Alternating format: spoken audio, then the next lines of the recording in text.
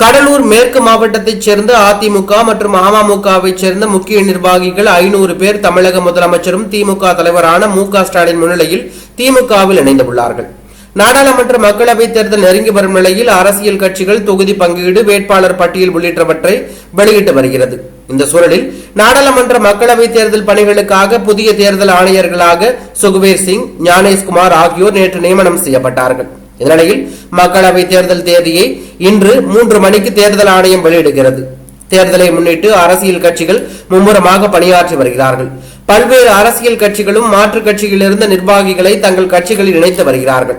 இந்நிலையில் கடலூர் மேற்கு மாவட்டத்தைச் சேர்ந்த அதிமுக மற்றும் அமமுகவை சேர்ந்த முக்கிய நிர்வாகிகள் 500 பேர் தமிழக முதலமைச்சரும் திமுக தலைவரான மு.க. ஸ்டாலின் முன்னிலையில் திமுகவில் இணைந்தார்கள். இது தொடர்பாக திமுக வெளியிட்டுள்ள பதிவில், மாண்புமிகு தமிழ்நாடு முதலமைச்சர் கழக தலைவர் மு.க. ஸ்டாலின் அவர்கள் முன்னிலையில் கடலூர் மேற்கு மாவட்டம் அதிமுகவை சேர்ந்த விருத்தாச்சலம் நகர முன்னாள் செயலாளர் கலைச்செல்வன் மற்றும் முன்னாள் MP இளங்கோவன் ஆகியோர் தலைமையில் அதிமுக மற்றும் அமமுக நிர்வாகிகள் உள்ளிட்ட 500க்கும் மேற்பட்டோர் திமுகவில் இணைந்துள்ளார்கள் என தெரிவிக்கப்பட்டுள்ளது.